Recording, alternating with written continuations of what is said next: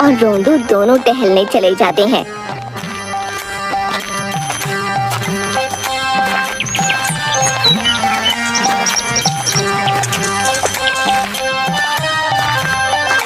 क्या हुआ गेंदा सेठ जी, कहाँ जा रहे हो?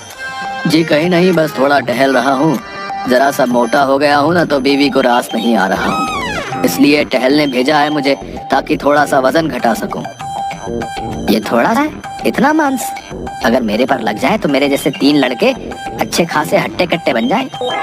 ठीक है, आप जाइए। बहुत बढ़िया, बहुत बढ़िया। गेंदा सेठ जी लगे रहो, मुझे विश्वास है आप इस जन्म में तो क्या, अगले जन्म में भी अपना वजन कम नहीं कर सकते हो। हाँ। इसके बाद रोंदू और गेंदा सेठ जी दोनों के दोनों घर वापस लौट जाते हैं। अरे भूख लग रही है, क्या खाऊं? रसोई घर में चला जाता हूँ, वहाँ तो पक्का कुछ खाने के लिए रखा होगा। लेकिन गेंदा सेठ जी जैसे ही रसोई में पहुँचते हैं तो वहाँ ताला लगा होता है। ये क्या, रसोई में ताला? ये औरत मुझे एक निवाला नहीं खाने देगी। क्या करूं मैं अपनी किस्मत का? हे भगवान, काश मैंने अगर उस दिन वो पकोड़ा नहीं छोड़ा होता तो मेरी हालत ऐसी नहीं होती। भला पकोड़ा छोड़ने से कोई इतना कैसे नाराज हो सकता है? अगली बार ध्यान देना पड़ेगा। सारा नहीं तो कम से कम थोड़ा बहुत तो चख ही लूंगा। क्या हुआ, लगता है खाना ढूंढने आए हैं।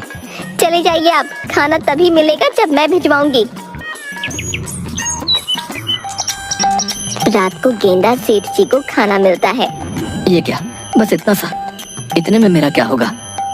जो भी है खा लीजिए, वरना ये भी ले जाऊंगी। अरे नहीं खा रहा हूँ ना। उसके बाद गेंदा सेठ जी सो जाते हैं। अगले दिन जब उठते हैं तो उनकी चप्पल जगह पर नहीं होती। रोंदू, मेरी चप्पल कहाँ है? जरा लेके आइयो। गेंदा सेठ जी माफ करना, मालकिन ने मदद करने से मना किया है, लेकिन आपको बता सकता हूँ कि वो कहाँ है। छत पर आप जाएंगे, आपको चप्पलें मिल जाएंगी। छत पर किसने रखी? गेंदा सेठ जी मालकिन ने रखवाई है। हे भगवान, अब उस चौथे मंजिल तक कौन चढ़ेगा? इसका सुबह सुबह शुरू हो गया। एक एक करके गेंदा सेठ जी छत तक पहुँचे। वहाँ उन्हें चप्पल नहीं मिली। वो नीचे आए। वहाँ चप्पल नहीं है। क्या, वहाँ नहीं है? तो कहाँ है? हाँ याद आया, वो तीसरे मंजिल में है। मैं तुझे छोड़ूंगा नहीं। रोंदू, माफ कर दीजिए मालिक। इसके बाद गेंदा सेठ तीसरी मंजिल में गया और चप्पल पहन के नीचे आ गया। इसके बाद उन्होंने हांफते हांफते आंगन के 3 चक्कर लगाए। उसके बाद मरते मरते पौधों को पानी दिया और जैसे तैसे करके नदी से पानी लाए। कई दिनों तक ऐसे ही चलता रहा। एक दिन जब गेंदा सेठ जी नदी से पानी लेकर आ रहे थे, तभी उन्हें रास्ते में पेड़ के नीचे गांव के कुछ बुजुर्ग बैठे हुए मिले। अरे ये क्या गेंदा सेठ जी, आप क्यों पानी ला रहे हो? आपके घर में तो कितने नौकर चाकर हैं, फिर ऐसी क्या नौबत आन पड़ी कि आपको पानी लाना पड़ रहा है? अरे भाई क्या बताऊं, मेरी पत्नी मुझे पतला करने के पीछे पड़ी हुई है। जब तक पतला नहीं होऊंगा तब तक पीछा नहीं छोड़ेगी, इसलिए उसने मेरा सब कुछ बंद करा दिया है। जब तक काम ना करूं तब तक खाने को नहीं देती। अच्छा ये बताओ भाई, गांव में किसी की शादी नहीं हो रही क्या? हो रही है ना, बिल्कुल हो रही है। अरे वो अपना राजेश है ना, उसके बेटे की शादी हो रही है, तो रात्रि भोज का आयोजन है वहाँ। अच्छा, ये तो बढ़िया है। क्या बढ़िया है गेंदा सेठ जी? कुछ नहीं, मैं तो ऐसे ही पूछ रहा था। अब मैं चलता हूँ। अरे तुमने उसे क्यों बताया? तुम्हें पता नहीं उसने क्या किया था? अरे भाई, उसने जो भी किया था, कितने समय तक उन बातों को याद करते करते हमने आनंद लिया है। अब तो कुछ बात करने के लिए भी नहीं है। ये वहाँ जाएगा तो पक्का कुछ ना कुछ होगा। इसी बहाने कुछ बात करने के लिए नए नए चटकारे मिल जाएंगे। क्यों, सही कहा ना? तुम भी ना भाई, कसम से पता नहीं किस मिट्टी के बने हो। अब तो बस रात होने का इंतजार है। रात होते ही बढ़िया बढ़िया खाना मेरा इंतजार कर रहा होगा। अब तो रहा भी नहीं जाता। ऊपर वाले तेरा बहुत बहुत शुक्रिया। भगवान करे हमारे गांव में शादियां होती रहें। रात होती है। गेंदा सेठ जी शादी में पहुंच जाते हैं। अरे वाह, आज तो बहुत कुछ खाने को मिलेगा।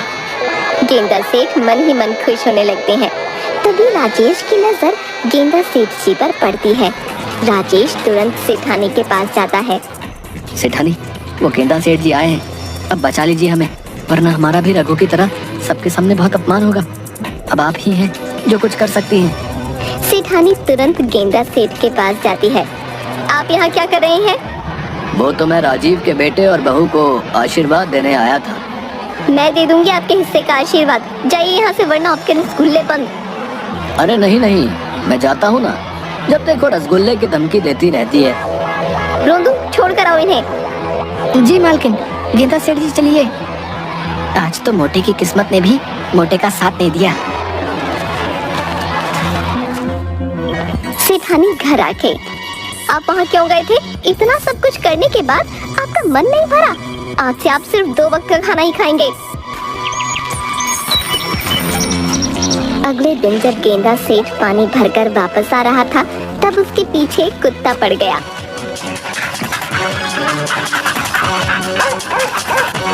जैसे तैसे अपनी जान बचाकर वो एक जगह के पीछे छुप जाता है। हे प्रभु, ये कैसी मुसीबत सर पर पड़ गई। अब घर कैसे जाऊं? एक काम करता हूँ, जब तक ये कुत्ता चला नहीं जाता यहीं छुप कर बैठा रहता हूँ। कुत्ता जैसे ही सूंघकर गेंदा सेठ के पास पहुंचने वाला होता है, अचानक कुछ बच्चे कुत्ते को अपने पास बुला लेते हैं। बड़ा मजा आया। उस दिन इसकी वजह से मेरी दीदी की शादी में बहुत हंगामा हुआ। तुझे पता है, मेरी दीदी तो रोने भी लग गई थी। अब ये रोएगा। मुझे लगता है इतना काफी है। आज के बाद क्या पता सुधर जाए, और नहीं सुधरा तो हमारा कुत्ता है ना। ये सब सुनकर गेंदा सेठ को बहुत बुरा लगता है। उनके जाने के बाद गेंदा सेठ घर की तरफ चल रहा होता है। मैंने ये सब ठीक नहीं किया। मेरे खाने की इसी गंदी आदत की वजह से एक लड़की को कितना कुछ सहना पड़ा। उसकी जिंदगी के इतने अच्छे दिन, पर मैंने उसे अपनी इस हरकत की वजह से कितना दुख पहुंचाया। गेंदा सेठ दुखी मन से घर पहुंच जाते हैं। उसने सेठानी को बुलाया और रोंदू को कहा, रोंदू जाओ और रघु को बुला कर लाओ। क्या बात है, आप इतने दुखी क्यों हैं? मुझे बहुत ही ज्यादा बुरा लग रहा है। मेरे इतना ज्यादा खाने की वजह से रघु की कितनी बेइज्जती हुई होगी। मैंने सिर्फ अपना सोचा। मैंने ये तक सोचना जरूरी नहीं समझा कि ये शादी का घर है और बाराती आने वाले हैं। उन सब के खाने के लिए भी चीजें होनी चाहिए, लेकिन मैंने सिर्फ अपना सोचा। कोई बात नहीं, अब आपको अपनी गलती का एहसास है तो इससे बेहतर क्या हो सकता है। मेरी इस गलती के लिए सिर्फ मेरा ये एहसास करना काफी नहीं है। मुझे रघु से माफी मांगनी होगी। थोड़ी देर में वहाँ रघु पहुँचता है।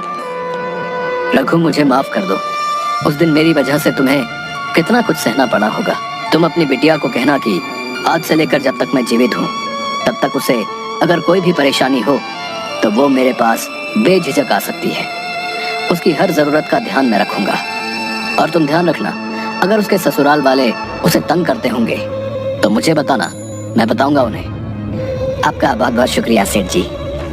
इसके बाद रघु चला जाता है।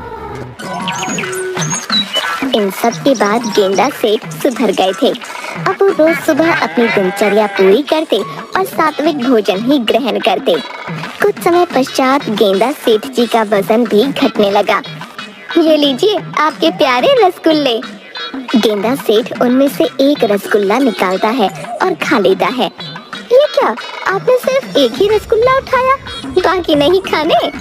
अगर बाकी भी खा लूंगा तो खुद पर नियंत्रण नहीं रख पाऊंगा, और फिर से मैं वही गलती नहीं दोहराना चाहता।